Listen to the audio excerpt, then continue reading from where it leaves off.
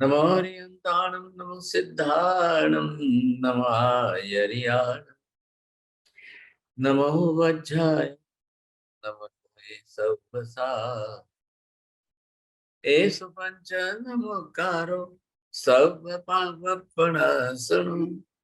मङ्गलार्तं च सर्वेसिं परमं हवै मङ्गलम् जय जगजीव जोनि विया जगानंदो जगन्नाथ जगबंधु जय जगप्रिया महोभय जय सुजात प्रभु तीर्थय पश्चिमो जय जय गुरुलोकान जय महपा महावीर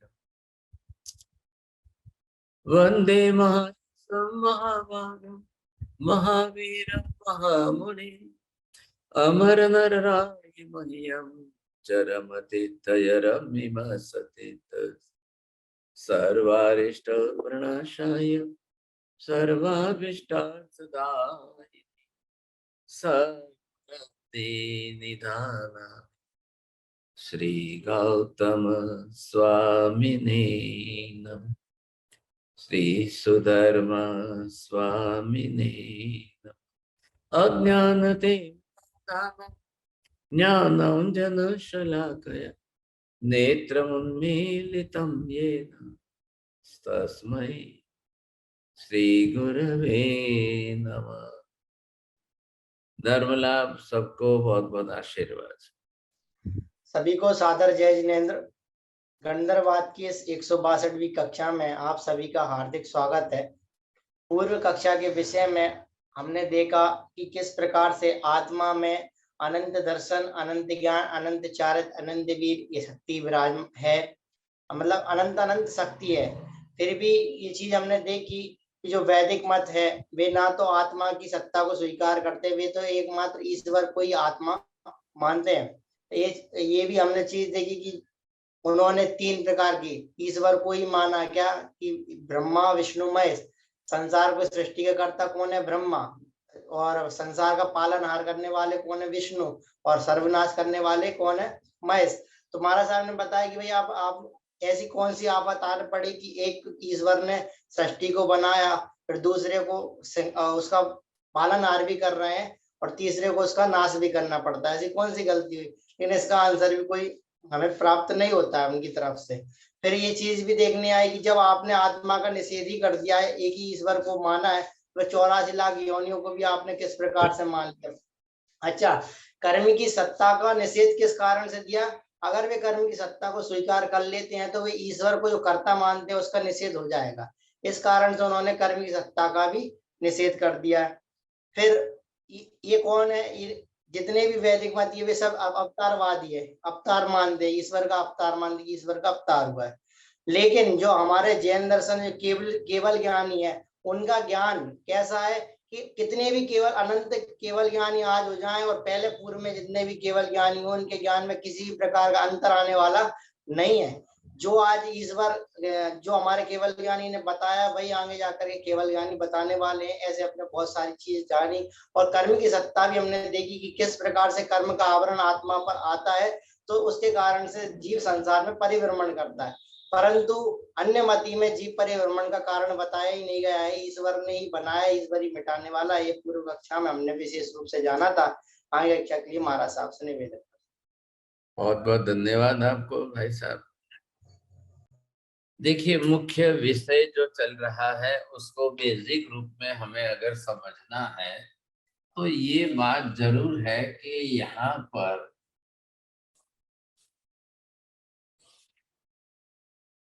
अब आप देख लीजिए कि 2 विषयों के अंदर यहाँ पर मुख्यतः बात चल रही है। अब जैन मत में अपनी तरह से कर्मवाद, अब इन्होंने कर्मवाद भी बरोबर स्पष्ट रूप से दिया है। इधर आत्मवाद का विषय भी इन्होंने बरोबर दिया है। अब इधर क्या है, इनके मत के अंदर, वैदिक मत के अंदर, क्योंकि ये सभी जो 11 विद्वान धुरंधर ब्राह्मण पंडित है वे सब वैदिक मत के हैं, और ये इधर जो इन्होंने अपनी तरह से दोनों का निषेध कर दिया था। कर्मवाद इनके अंदर नहीं है तो इनके अंदर ईश्वरवाद,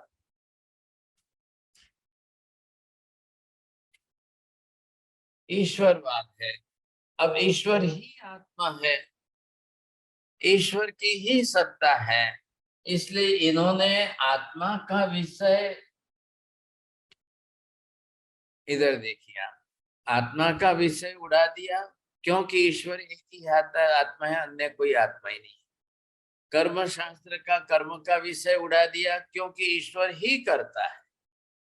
आप ध्यान से समझना कोशिश करिए, ईश्वर को ही आत्मा बता दिया कि ईश्वर ही आत्मा है, ये आप ध्यान दीजिए,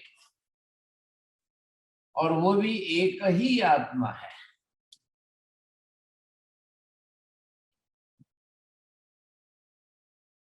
अब दूसरी तरफ इन्होंने स्पष्टता क्या कर दी कि ईश्वर जो है वो आत्मा तो है, लेकिन ईश्वर करता है। तो ये हो गया इनका जो है मुख्य ईश्वर कर्तृत्ववाद।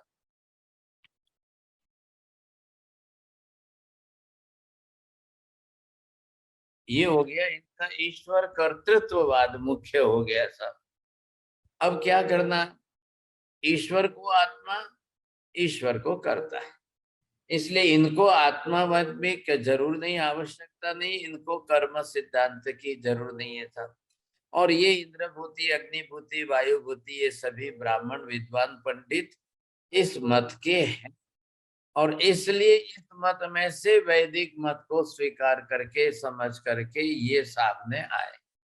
अब इधर महावीर ने क्या कर दिया साहब, ये एक पक्ष इनका हो गया। इधर महावीर ने क्या कहा कि आत्मा है, अब इन्होंने क्या कर दिया कि अनंत आत्मा।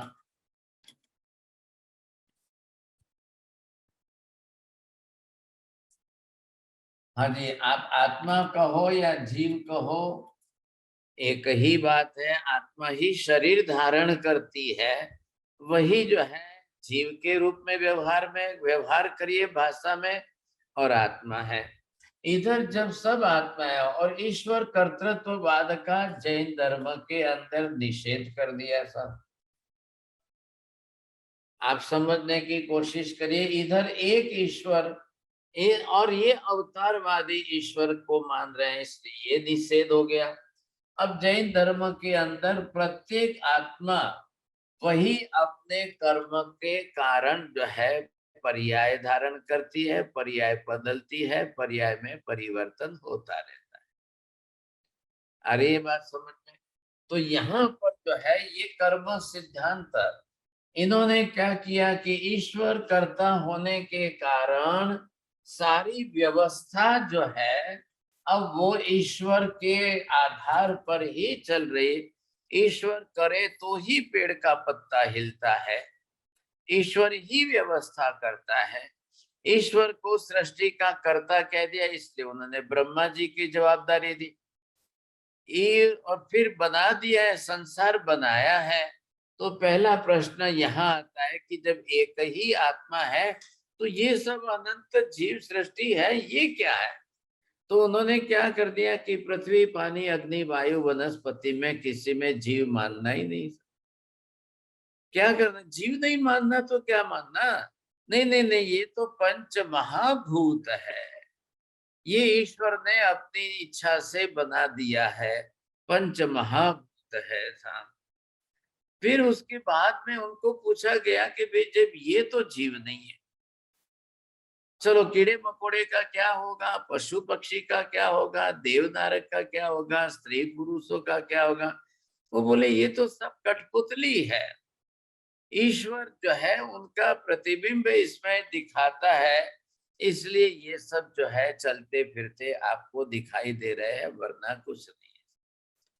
अब वो इतने पुरुषों में, स्त्रियों में, पशु पक्षियों में, देवताओं में, नारकियों में, सब में जीवात्मा जीवात्मा जीवात्मा मानने जाए तो ये मत उनका उड़ जाता है। अरे ये बात ध्यान में, ये मत जो है ईश्वर एक ही आत्मा, ये बात ही उनकी सिद्धांत ही उड़ जाता है सब।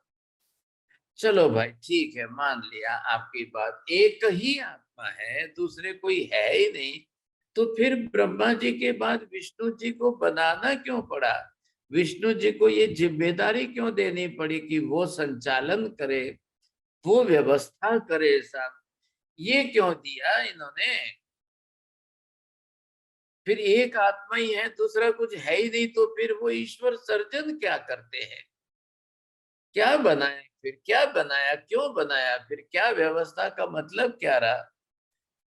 अब ध्यान से समझने की कोशिश करिए, what type of the contradiction in the statement. जब एक सिद्धांत बना रहे हो, एक व्यवस्था बना रहे हो, और फिर उसमें इतना विरोधाभास, इतना विरोधाभास, कॉन्ट्राडिक्शन को कहते हैं विरोधाभास। देखिए महावीर ये कह रहे हैं कि भाई वो केवल ज्ञानी, केवल दर्शनी है। एक सिद्धांत जो बनेगा वो फॉर एवर बनेगा, त्रिकाल नित्य बनेगा, परमानेंट बनेगा, and that principle become as a ultimate truth. You can't change that, and it will not change in all the time in any times। फिर सवाल कहाँ हो रहा है? तो ये जो इनके अंदर इतना कॉन्ट्रास्ट जो आ रहा है, विरोधाभास आ रहा है, इनको ईश्वर बना करके जब कुछ नहीं है तो ईश्वर को ही तीन रूप दे दिया।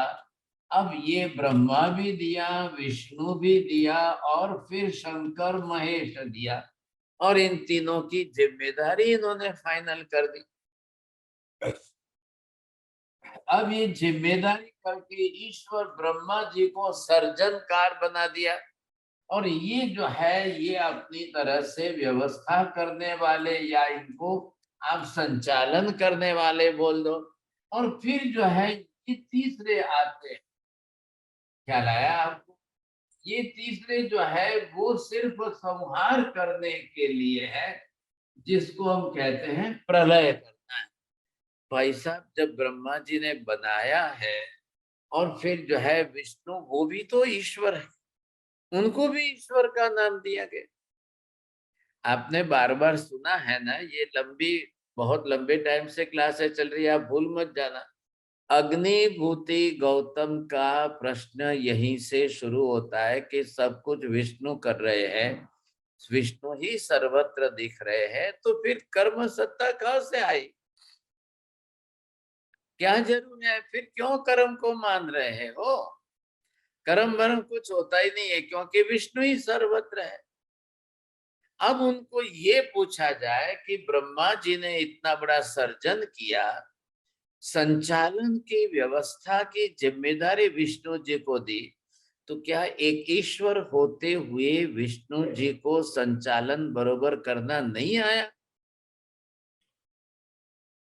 ईश्वर कह रहे हो, विष्णु ईश्वर का अवतार है ना, ईश्वर स्वरूप है, तो क्यों उनको कोई व्यवस्था बरोबर करनी नहीं आई? शंकर जी की जरूर क्यों पड़ी? ब्रह्मा जी की बनाई हुई सृष्टि का शंकर जी संहार, प्रलय करके, महाप्रलय करके सर्वनाश कर दे। तो इसका मतलब ये हुआ कि विष्णु जी पर आरोप आया, नहीं नहीं नहीं नहीं, तुमसे बरोबर संचालन नहीं हो पा रहा है, सब गड़बड़ी हो रही है, ये सब उल्टा सुल्टा हो रहा है। ये क्या बात कर दी आप? ऐसा कोई होता है क्या? क्यों अधर्म की वृद्धि वृद्धि हुई? आप लोग नहीं भी जानते हो तो मेहरबानी करके हिंदू धर्म में वैदिक मत के अंदर उनके मौलिक सिद्धांतों को समझिए। अग्निभूति गौतम ये विद्वान है, वेद के, वेदों के पढ़े हुए विद्वान है, ब्राह्मण पंडित है, और ये उनकी मान्यता है, और इस मान्यता पर वो स्थिर है, इसलिए उन्होंने ना कह दिया कि कर्म वरम कुछ नहीं होते। और जब आए तब महावीर उनको कर्म के सिद्धांत से सारी व्यवस्था, सारा संचालन, सब कुछ जो है कैसे सुव्यवस्थित सुनियोजित प्रमाण से चल रहा है वो बता रहे। तो पहली बात कहाँ आई? महावीर ने कहा सृष्टि का सर्जन ही नहीं होता है। किसी ईश्वर को पूरे जगत का संचालन करने की आवश्यकता ही नहीं है, क्योंकि इधर अनंत आत्माएं हैं। तो एक आत्मा ईश्वर वो अनंत आत्माओं को कैसे बनाएगी? क्या वो बोलते हैं बनाने की कोई आवश्यकता नहीं, एक ही ईश्वर की आत्मा है। तो फिर जरूर क्या है? एक ही ईश्वर की आत्मा है। तो फिर आपको ये तीन देवों के रूप दे करके सृष्टि का संचालन, फिर व्यवस्था और फिर संहार प्रलय करने की क्या जरूरत पड़ी? प्रलय कोई छोटा काम है क्या? किसका प्रलय करेंगे? एक ही ईश्वर है, दूसरा कुछ है ही नहीं, तो प्रलय किसका करेंगे? इतना बड़ा प्रलय करने के लिए शंकर जी को दिया रूप दिया, जिम्मेदारी दी, और शंकर जी को रौद्र स्वरूपी बताया। और फिर वो जो आपने देखा है नटराज का रूप, वो एक पैर पर डमरू बजाए के नृत्य कर लेंगे, उस दिन प्रलय हो जाएगा। ये शंकर जी का नृत्य कोई नाचना करना कुछ नहीं है। वो डमरू बजाएंगे, एक पैर पर नाचना शुरू करेंगे, उस दिन प्रलय शुरू हो जाएगा। इधर ये व्यवस्था बता रहे हैं शंकर जी की, और फिर इन्होंने अपनी धर्म के आचरण की व्यवस्था बना दी। हर रोज मंदिर में जाकर के शंकर के जो लिंग है उसके ऊपर पानी डालो, पानी डालो, पानी डालो, पानी डालो। भाई साहब, शंकर जी का दिमाग गर्म ना हो जाए, ये कोपायमान ना हो जाए, नहीं तो प्रलय कर देंगे। रोको, रोको, कैसे रोकना? पानी डालो, पानी डालो, ठंडा करो, दिमाग ठंडा करो। अब लेकिन कौन आएगा? रात 24 घंटे तो पानी कौन डालेगा? कोई सुबह आएगा वो जल चढ़ा के जाएगा, कोई दोपहर को आएगा वो जल चढ़ा के जाएगा, कोई शाम को आएगा। तो बोले रात को फिर अंधेरा होगा, रात को फिर मंदिर बंद हो जाएंगे, तब कौन पानी डालेगा? और अगर कोई पानी नहीं डाला और कोई पानी डालना भूल गया तो फिर शंकर जी को पायमान हो जाएंगे, फिर प्रलय कर देंगे। तो उन्होंने क्या किया? शिवलिंग के ऊपर एक मटका बांध दिया, मटका बांध के उसको लटका दिया रस्सी से, उसमें एक छेद करके एक रस्सी रस्सी बांध दी अंदर, छोटी सी रस्सी का। तो वो पानी उनके ऊपर गिरता जाए, गिरता जाए, गिरता जाए, 24 घंटे गिरता जाए। अब बस इसी तरह से ये चलना चाहिए, इसी तरह से होते रहना चाहिए। बोले इसीलिए शंकर जी के ऊपर नियमित नियमित अखंड धारा में पानी डाल रहे हैं। शंकर जी का दिमाग ठंडा है, इसलिए प्रलय नहीं हो रहा है, संसार चल रहा है। चलो भाई, प्रलय तो नहीं हो रहा है, ये बात आपने कर दी। लेकिन ये विष्णु जी भगवान ईश्वर के रूप में है और वो व्यवस्था कर रहे, तो कहाँ उल्टी व्यवस्था हुई? शंकर विष्णु जी के होते हुए संसार में अधर्म बढ़ गया, पाप बहुत बढ़ गया, पाप बहुत, अरे कैसे बढ़ गया, क्यों बढ़ गया? अब ये व्यवस्था उनसे बैठ ही नहीं रही। सिद्धांतों में ही ऐसी जो है उन्होंने कॉन्ट्राडिक्शन पैदा कर दिया है, इनके ही परस्पर सिद्धांतों में। अभी इनकी बात तो जाने दो, जैन धर्म के मूल बात तो, लेकिन इन्होंने ही अपने जो जो सिद्धांत बनाए उनके अंदर ही ऐसे कॉन्ट्राडिक्शन आ रहे हैं कि एक से दूसरा विरुद्ध जा रहा है, दूसरे से एक विरुद्ध जा रहा है, इससे ये विरुद्ध आ रहा है, इसका विरोधाभास इसमें आ रहा है, तो व्यवस्था बैठ ही नहीं रही।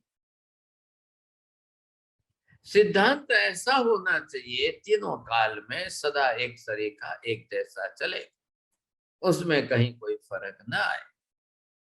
सिद्धांत बार बार बदलते नहीं है, वो परमानेंट होते।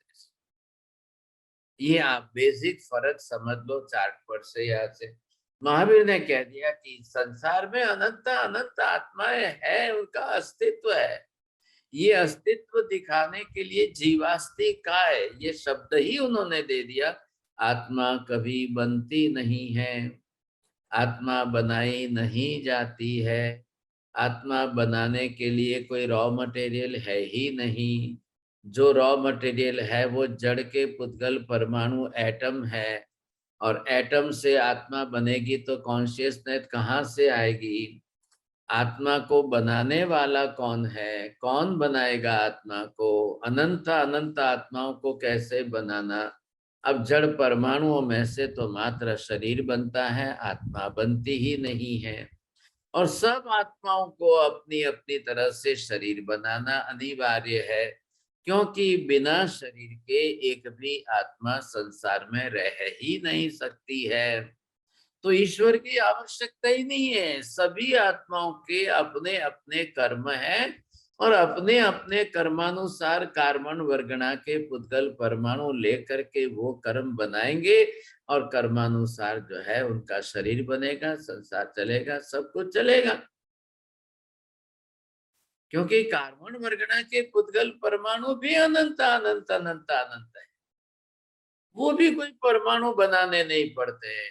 परमाणु बनाने के लिए, पुद्गल द्रव्य को बनाने के लिए कोई रॉ मटेरियल कहां से लाना है? कोई संभावना नहीं है, सब कुछ भी नहीं है। फंडामेंटल चीज समझिए, मूलभूत बेसिक चीज समझिए। आत्मा भी नहीं बनती है, परमाणु भी कोई बनाते नहीं है, बनाया नहीं जाता है। ये बात इनको अखरती है सब। जब कुछ बनता ही नहीं है, बनाया ही नहीं जाते हैं, आस्तिक आयत्मक पांचों पदार्थों का अस्तित्व है और सभी है और बिल्कुल व्यवस्था चल रही है, तो किसी की आवश्यकता ही नहीं है। ये इनको अखरती है। तो ये क्या करते हैं, जैनों को गाली देते हैं सब, जैन लोग मिथ्यात्वी है, जैन लोग नास्तिक है, जैन लोग नास्तिक है, ये हमारे जैसे ईश्वर का स्वरूप नहीं मानते। अब जैन कहते हैं भाई साहब कैसे मानते, हम बताइए आप कैसे मानते। आपके तो एक सिद्धांत दूसरे से टकरा रहा है, एक सिद्धांत दूसरे से विरोधाभास हो रहा है। भाई साहब माफ करना, मैं आपको सबको विनती करता हूं कि जब विषय ही ऐसा है, प्रश्न ही ऐसा है, अन्य दर्शन की मान्यता अन्य दर्शन से कैसे टकरा रही है, तो मुझे ये आपको बताना अनिवार्य है। बेसिक चीज कहां से आई है? माफ करना, आज की तारीख के अंदर हमारे यहाँ पर 100 में से 90% लोगों को क्यों ऐसी शंकाएं उपस्थित हुई, प्रश्न क्यों खड़े हुए, ये बैकग्राउंड ही समझ में नहीं। और इस बैकग्राउंड का नहीं समझ में आने का कारण, सभी लोग तो वेद पढ़ते नहीं है, वेदों की उपनिषदों की मौलिक मूल उनके ग्रंथों की स्टडी करते नहीं है। मैंने इसलिए की कि मुझे पीएचडी के लिए मेरा थीसिस था, ये रिसर्च थीसिस था, तो मुझे वेदों का अध्ययन किए बिना तो मैं लिख नहीं सकता था, तो मुझे तो करना अनिवार्य था। अब जब मैं गहराई में जाकर के वेद और उपनिषद आदि पढ़ने लगा, तब ये रहस्य खुले। तो मैं आज आपके सामने इतना जो है प्रस्तुत कर सकता हूं। और ये रिसर्च से मुझे अंदर से ख्याल आया कि इनका बेसिक कारण क्या है, क्या तकलीफ है। ये कोई कमजोर नहीं है भाई साहब, ये भी धुरंधर पंडित थे, इंद्रभूति गौतम, अग्निभूति गौतम, वायुभूति। ये 2500 साल पहले अपने जमाने के, उस काल के, ऑल ओवर इंडिया के वेरी फेमस स्कॉलर थे। लेकिन विद्वान होना एक अलग बात है, मिथ्यात्व होना एक अलग बात है। मिथ्यात्वी होकर के विद्वान बनने वाली व्यक्ति वो अपनी टोटल मेंटल एनर्जी उसी में डालेगी।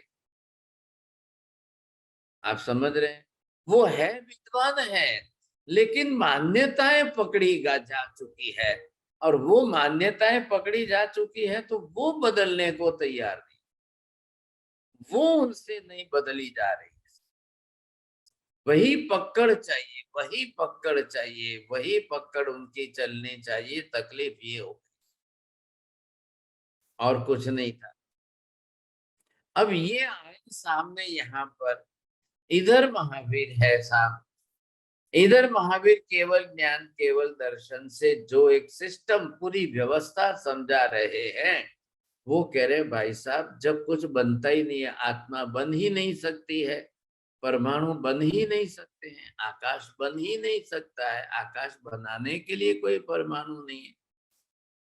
आप समझ रहे हैं ध्यान से, आत्मा अरूपी द्रव्य है, आकाश अरूपी द्रव्य है, धर्मास्तिकाय अधर्मास्तिकाय अरूपी द्रव्य है, पुद्गल तो रूपी है। अब रूपी पुद्गल को लेकर के आप अरूपी द्रव्य कैसे बना सकते हो?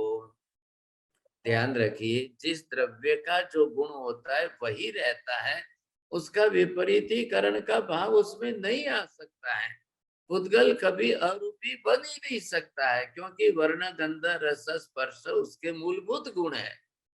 आत्मा कभी रूपी बन ही नहीं सकती है, क्योंकि आत्मा में वर्ण गंध रस स्पर्श होता ही नहीं है, ज्ञान दर्शन चारित्र होते हैं। आकाश कभी रूपी बन ही नहीं सकता है, आकाश में वर्ण गंध रस स्पर्श नहीं है।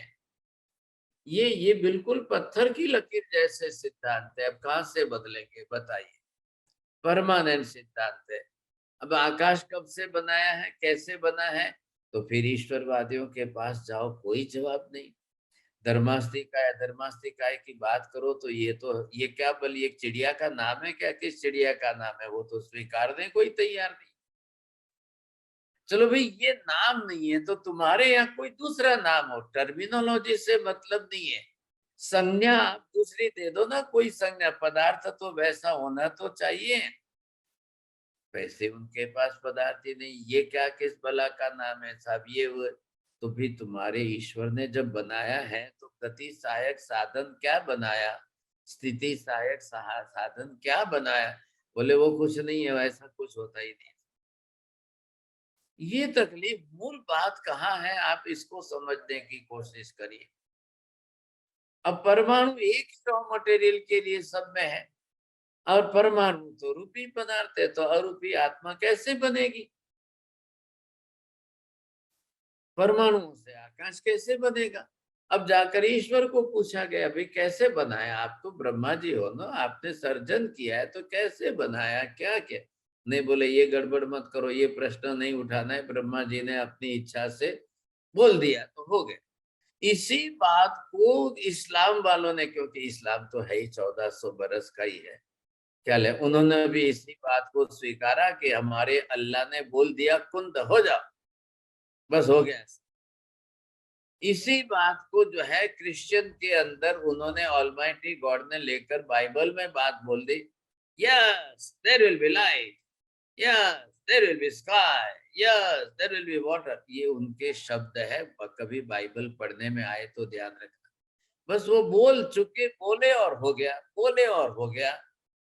Then we are asking the question that your God is just like the magician or what? And whenever the magician is creating anything, is it the permanent thing? आप समझ रहे हैं बात को? If the magician is showing the show, and if he is making something, yes, see, this is the money. अरे उसको बोला, भैया तुम जादूगर 2-2 हजार की नोटें बना लेते हो एक मिनट में, यूं आप 2 हजार की नोटें दिखा देते हो, तो फिर टिकट की फीस रख करके, चार्ज रख के पैसे क्यों मांगते हो हमारे से? फिर कहाँ गए तुम्हारे, तुम्हारे लिए तो, तुम्हारे पास तो सवाल ही नहीं खड़ा होता है।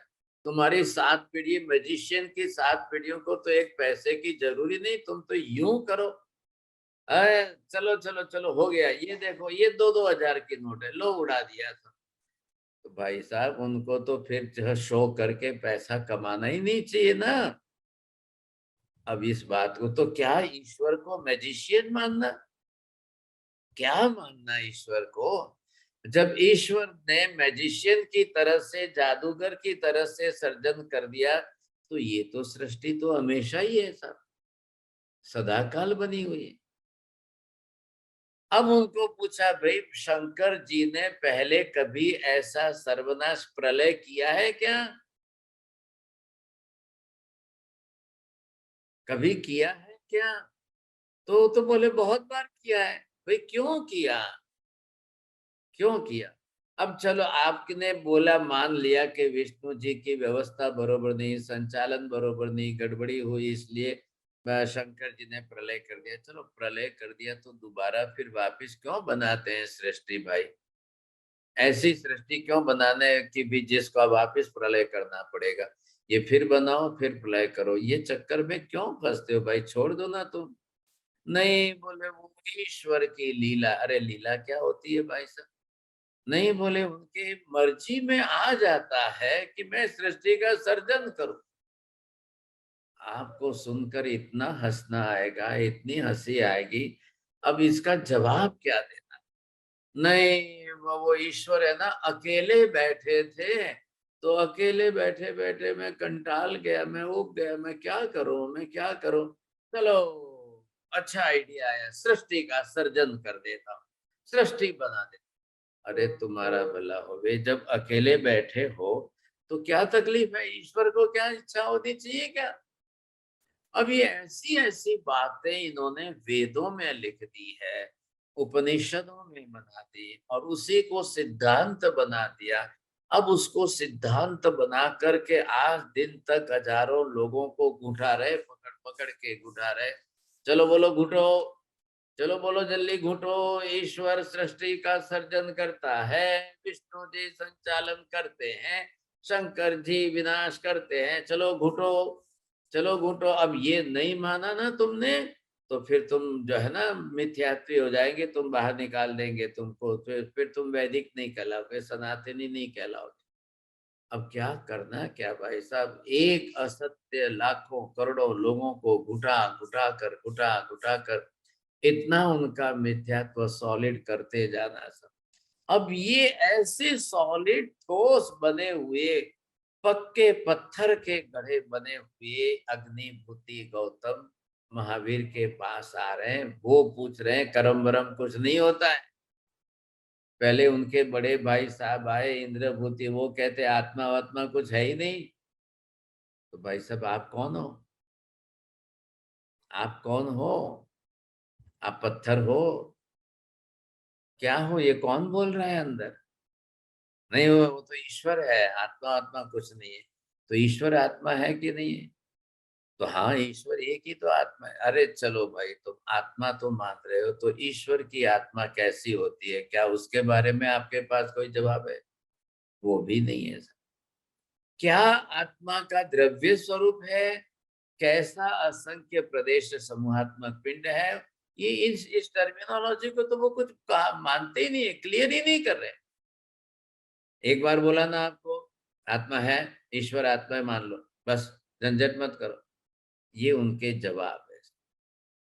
महावीर इधर जो है एक एक आत्मा की बात करके एक एक रहस्य खोल रहे हैं। एक एक आत्मा द्रव्य स्वरूप से कैसी है, गुण स्वरूप से कैसी है, पर्याय स्वरूप से कैसी है, उत्पाद वेग कैसे हो रहा है, ध्रुवता कैसे बनी रहती है, वह व्यवस्था कैसे चलती है, संचालन कैसे होता है, इन सब का सिद्धांत महावीर क्लियर कर रहे हैं, सबका स्पष्ट कर रहे हैं। तो एक भी बात में कहीं अव्यवस्था नहीं आ रही है और एक भी बात में कहीं there is no contradiction at all.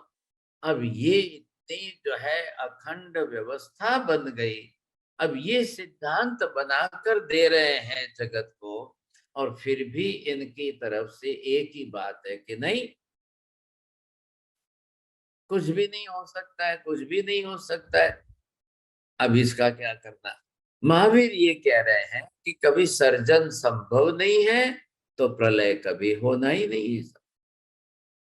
अरे ये बात समझ में? अनंत अनंत आत्माओं का अस्तित्व परमानेंट है, जब वो कभी बनती नहीं है तो प्रलय होने का प्रश्न ही नहीं आ रहा है, कोई सवाल नहीं आ रहा है। फिर कार्बन वर्गणा के पुद्गल परमाणु अनंत अनंत है, आठों प्रकार की वर्गणाओं के पुद्गल परमाणु अनंत अनंत है, पुद्गल द्रव्य ही अपने आप में। हाँ ये ध्यान रखना सब, पुद्गल द्रव्य का स्वरूप जो बताया है वह पर्याय परिवर्तनशील है। आत्मा को अविनाशी, पुद्गल को विनाशी नाशवंत। ध्यान से समझ लेना जरा, नहीं तो फिर आप भ्रम में रह जाओगे। पुद्गल भी सर्वथा स्वमूल संपूर्ण नष्ट तो कभी होता ही नहीं है। तो विनाशी मतलब क्या हुआ? स्कंद में से प्रदेश अलग होकर विभाजित होकर के वो परमाणु रूप में रहेंगे। फिर परमाणु फिर मिलेंगे, फिर इकट्ठे होकर फिर स्कंद बन जाएंगे, फिर परमाणु रूप में आएंगे, फिर बार बार जो है स्कंद बनेंगे, फिर परमाणु में परिवर्तन हो जाएगा। ये कोई परमाणु आपने, ये प्रदेश आपने, ये पुद्गल द्रव्य आपने ले लिया था, तो ये क्या है? ये भी असंख्य प्रदेशों का समूहात्मक पिंड है, कोई ना नहीं है इसमें। लेकिन इसके परमाणु ये बिखर करके ये अलग हो जाए, तो ये परमाणु के रूप में रह गए ना। अब ये कह रहे हैं कि भी परमाणु के रूप में भी पुद्गल का अस्तित्व परमानेंट ही रहता है। ये टोटली डिसअपियर नहीं होते हैं, डिसअपॉइंटेड, डिस्ट्रॉय नहीं होते हैं, परमानेंट रहते ही रहते हैं। बोलिए Meena Ben.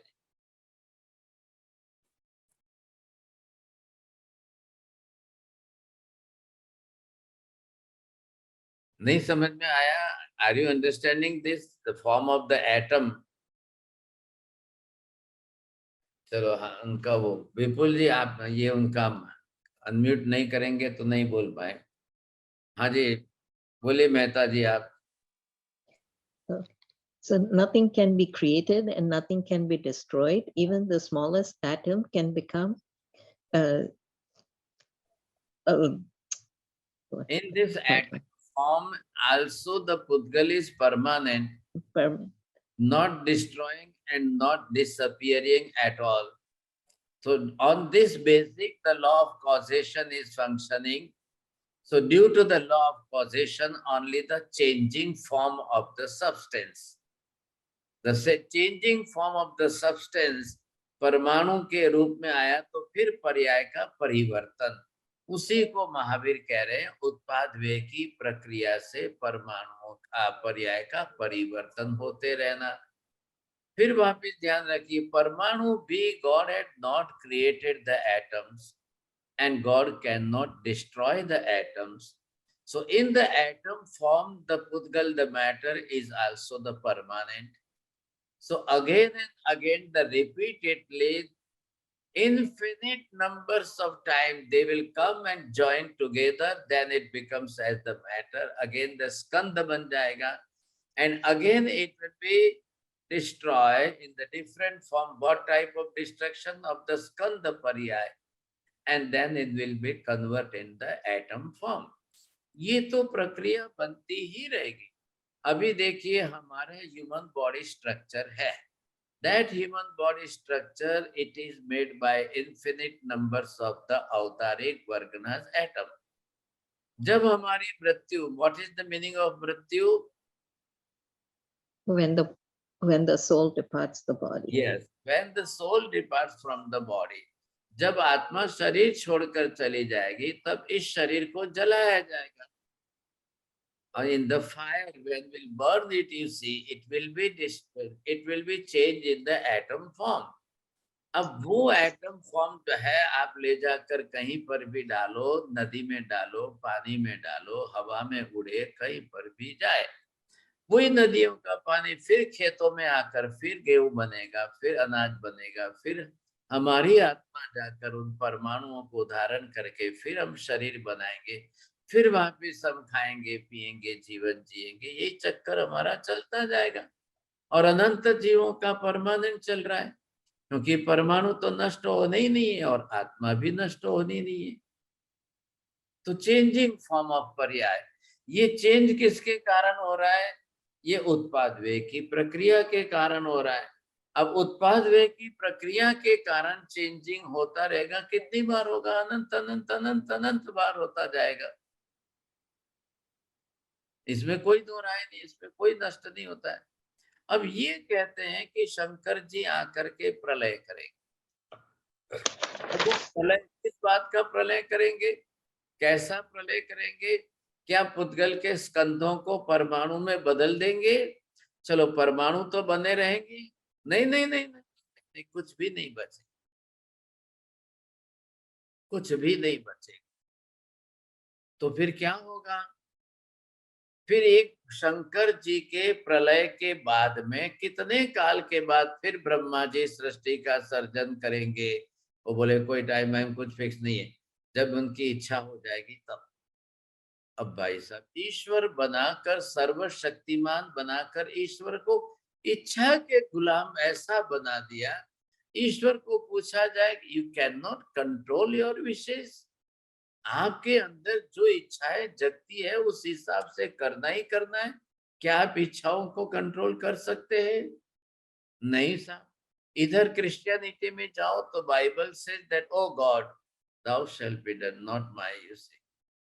Whatever you wish, it should be happen. I wish, it may not be happen. हे ईश्वर, आपकी इच्छा के मुताबिक होता रहे, आपकी इच्छा के अनुसार आप जो करो वही होना चाहिए, मैं नहीं, मैं कुछ नहीं कर सकता हूँ। अब क्या करना भाई साहब? ईश्वर को ला करके इच्छा क्या गुलाम क्यों बनाया? इधर महावीर कह रहे हैं कि भाई इच्छा मोहनीय कर्म के राग द्वेष से जन्मती है। अरे आत्माओं, संसार के अंदर सभी कोई अपनी इच्छाओं पर नियंत्रण करो, just to control your all type of wishes which is just inside. आप इच्छाओं पर नियंत्रण नहीं करेंगे तो होता ही जाएगा, करते ही जाओगे, करते ही जाओगे। मैं बताइए, मैं अभी साधु हूं और मेरे को रात को अल्कोहल जो है लेकर कुछ पीने की इच्छा हुई, मैं क्या करूं? महावीर कह रहे हैं कि किसी पूर्व जन्म के कर्म के संस्कार व शायद इच्छा हो भी जाए तो अपने ज्ञान का उपयोग करके उस इच्छा को दूर करो, हटा दो वहां से, दोबारा इच्छा न हो जाए। हो सकता है किस कर्म का उदय, हो सकता है किन कर्मों के कारण कब ऐसे विचार आ जाए, ख्याल है। लेकिन आप जैसे ही विचार आ जाए उसी समय उसका अमल कर दो, ये गलती मत करना।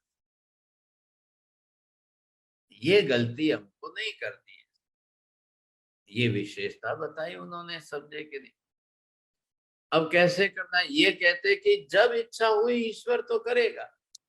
अब उसमें समय वमय कालक्षेप का कोई प्रश्न नहीं आता है, कुछ नहीं आता है। ईश्वर की इच्छा होगी, हाँ अब मुझे सृष्टि का सर्जन करना है। मेहता जी जरा ध्यान से समझ लेना, उन्होंने क्या लिखा है शंकर भाष्य के अंदर। शंकराचार्य जी ने शंकर भाष्य के अंदर लिखा है, एको हम बहुश्याम प्रजायेय। And you all might be knowing, or you might had heard the name of Dr. S. Radhakrishnan, who was the follower of the Shankaracharya, and he had written the two books. The name of that is Indian Philosophy Part 1 and Part 2. In book of that Indian philosophy, Mr. Radhakrishnan is writing everything according to the thing of the Shankaracharya. अब वो इस तरह से बता रहे हैं, अब बताइए क्या करना। No doubt Radhakrishnan was a good philosopher, लेकिन मिथ्यात्व एक ऐसी चीज है कि वो उन्हीं की गांठ से बंधे हुए हैं, वही ग्रंथि उनकी है और उन्हीं की गांठ से बंधे हुए हैं, तो वो दूसरा विचार कर ही नहीं सकते हैं। हाँ जी, जी हाँ, बिल्कुल सही बात शंकराचार्य जी ने कह दिया वही।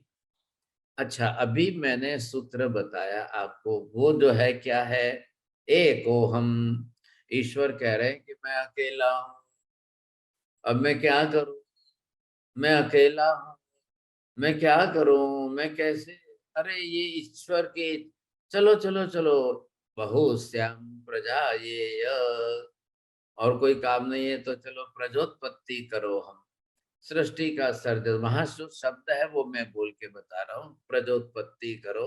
अब प्रजा की उत्पत्ति करो भाई, सृष्टि का सर्जन करो, तो ईश्वर को काम मिल गया। ईश्वर को काम मिल गया तो ईश्वर है, ईश्वर जो है एक्टिव हो गए।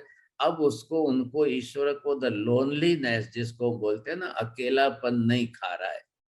इतनी देर उनको अकेलापन खा रहा था, इसलिए उन्होंने ये काम शुरू कर दिया, अकेलेपन को हटाने के लिए सृष्टि का सर्जन कर दिया। आप हंसिए चोरडिया जी, मैं क्या करूं बताइए, मुझे जो वहां का सत्य है वो तो कहना ही पड़ेगा। अब ये अकेलापन हटाया उन्होंने, सर्जन कर दिया। अब फिर उनको संचालन करना नहीं आता था क्या?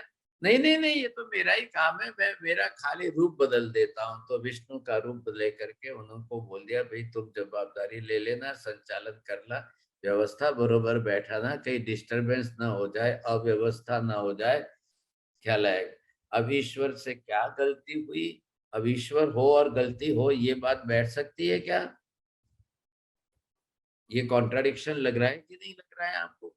अब क्या मालूम क्या गलती हुई, कितने टाइम तक संचालन चला और क्या हुआ, व्यवस्था अव्यवस्था बैठी, आखिर जाके शंकर जी आई गए उनका प्रलय करना।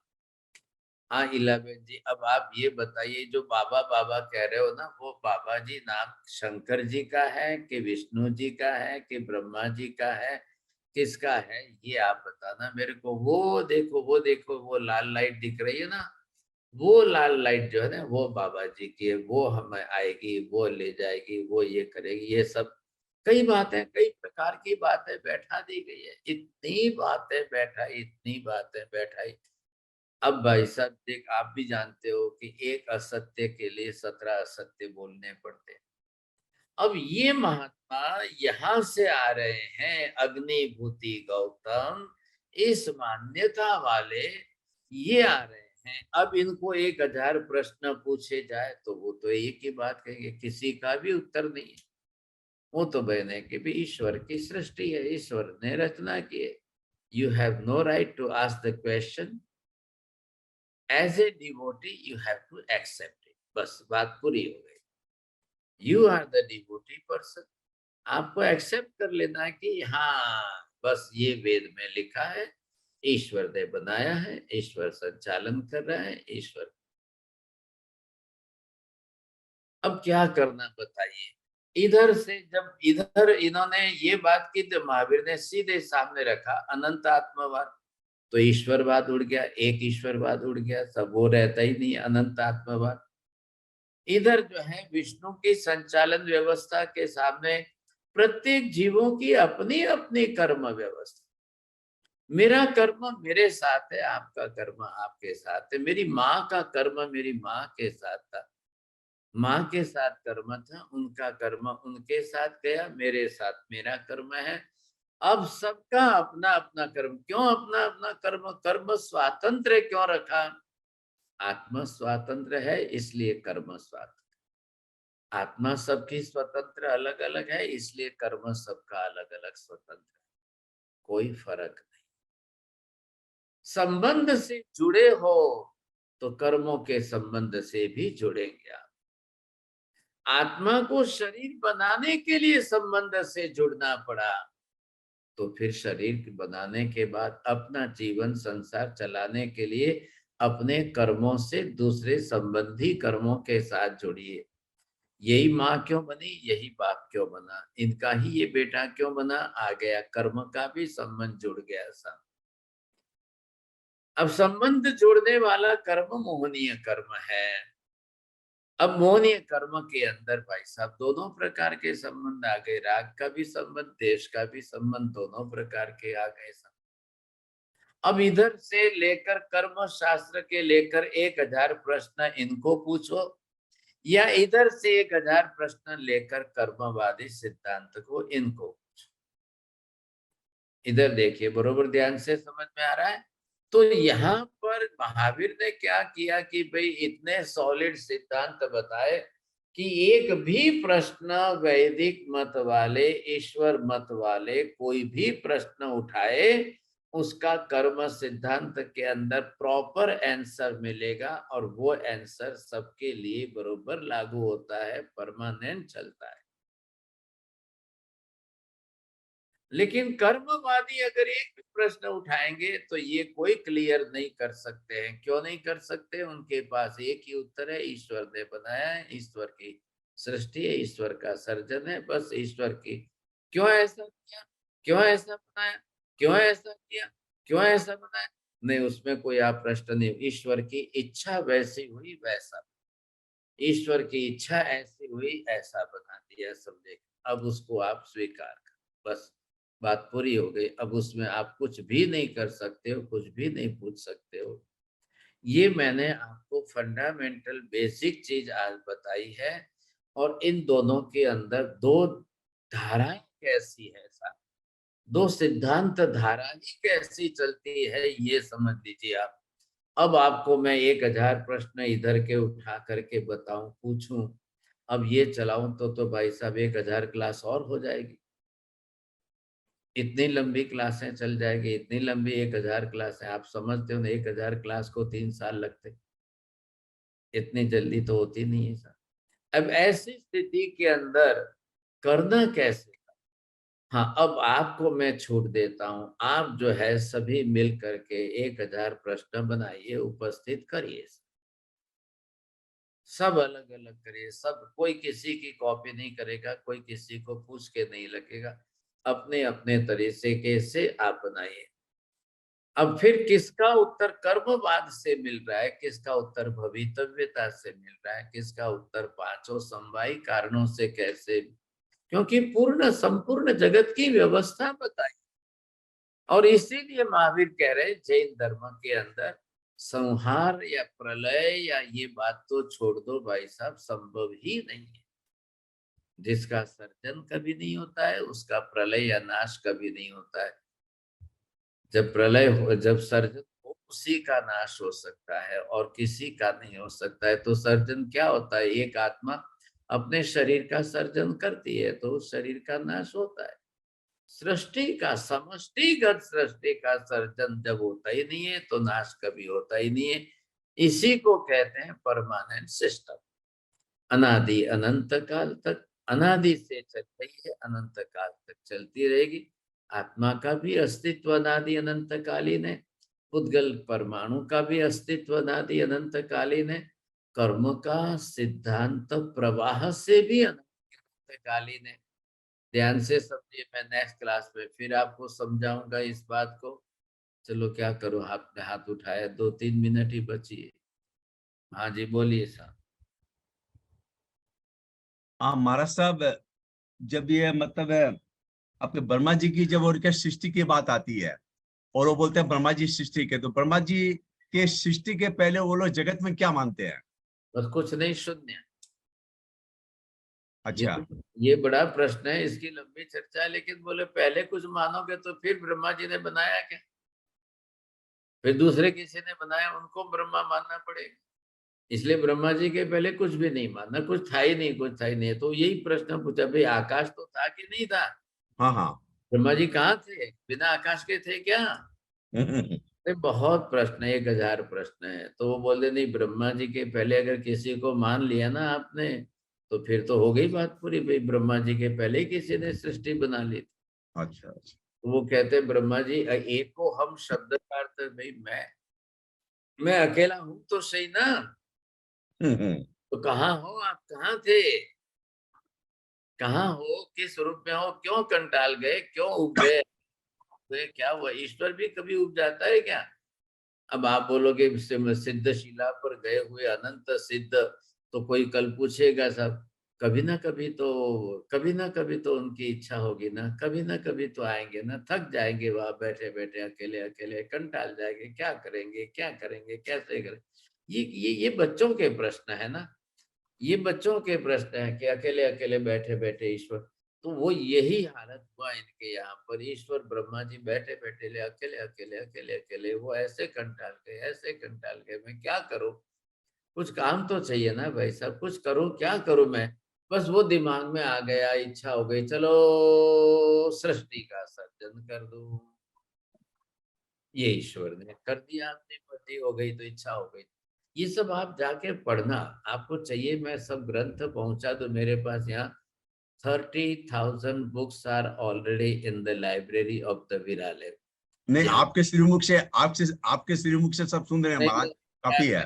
मैं इतना बोलूंगा तो किसी को कुछ लगेगा, किसी को चुभेगा, मैं भी क्या करूं, लेकिन मुझे अच्छा अच्छा बोलना। महाराज साहब, सेकंड प्रश्न है कि मैं यदि भूल नहीं करूं तो आपने एक बार फरमाया था कि बाइबल और कुरान में लिखा है कि स्त्री जाति में चेतना नहीं होती।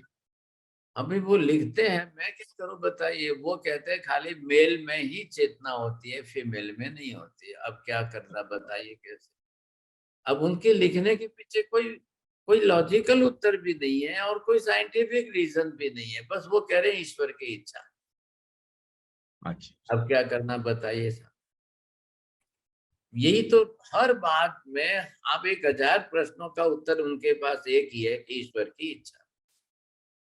अब उसके बाद अब क्यों क्या आप how and why you can't ask any question, ये समस्या जरूर है। हाँ जी, चलो अब आपके फ्रेंड बैठे ही है पास में ही है, बोलिए सर। महाराज साहब, मैं बहुत highly educated, highly place people, highly knowledgeable people से कई बार आर्गू करता हूँ, डिस्कस करता हूँ। वो ये कहते हैं कि हिंदू में भी कर्म थ्योरी है, तो वो मैं तो नहीं जानता इतना, लेकिन कहते हैं कर्म का ही फल मिलता है। ये है कृष्णा की पूरी गीता कर्म पे है। मैंने तो नहीं पढ़ी, मैं तो आपके मुख से सुनना चाहूंगा। लेकिन हमारा जो धर्म है, हम तो 1% से भी बहुत कम लोग हैं, तो 80% है। इतना मिथ्यात्मक लोगों के अंदर उन्होंने भर कैसे दिया? क्या उनमें कोई इंटेलिजेंट आदमी नहीं थे? क्या हमारे बुद्धिजीवी नहीं थे? हमारे गुरु नहीं थे जिन लोगों ने आर्गू किया हो कि तुम गलत हो? मैं ये पूछना, 2 क्वेश्चन पूछना चाहता हूँ। हाईली हाईली हाईली, आपने 3 बार शब्द का प्रयोग किया, सब बात ठीक है आपकी। देखिए, इंटेलिजेंट होना या हाईली क्वालिफाइड या हाईली एजुकेटेड, लेकिन मिथ्यात्व को पकड़ कर बैठे। मैं आपको पूछता हूँ, मैंने अभी नाम लिया doctor S Radhakrishnan, he was the highly educated, highly qualified, no doubt. लेकिन वो कहते हैं ना कि खूंटी पर रस्सी से बांधे हुए हैं, अब वो क्या करेंगे। सो वो उनकी एक लिमिटेशन आ गई कि अपनी बुद्धि आपकी 1000 गुनी है, लेकिन लगाओ इसी में, बुद्धि चलाओ तो इसी में चलाओ, आप बाहर नहीं जाओगे। अब वो बंध गए हैं शंकराचार्य से, because he was the follower of Shankaracharya. वो उससे बंधे हुए हैं, इसलिए वो अपनी बुद्धि, अपना एजुकेशन, जो आपके शब्दों में हाईली है, वो सब उसी में लगा रहे हैं सर। ये है मिथ्यात्व, और ये है कि पकड़ बना ली है, उसी में अपनी बुद्धि लगाकर उन्होंने सोच विचार वैसे ही बनाई। और उन्होंने तो जाकर के, जब आप ये इंडियन फिलोसफी की पुस्तक पढ़ोगे तब आपको धक्का लगेगा कि जैनिज्म के बारे में कितना उल्टा सुल्टा लिख दिया है। अब करें क्या, वो तो अब है ही नहीं, आज दुनिया में नहीं है। लेकिन ये वो कह रहे कि भाई मैं क्या करूं, शंकराचार्य जी ने ऐसा बताया, मैंने तो I have only translated that. ये राधा कृष्णन जी के शब्द हैं कि I have only translated, it is not my own thoughts but it is the thoughts of the Shankaracharya.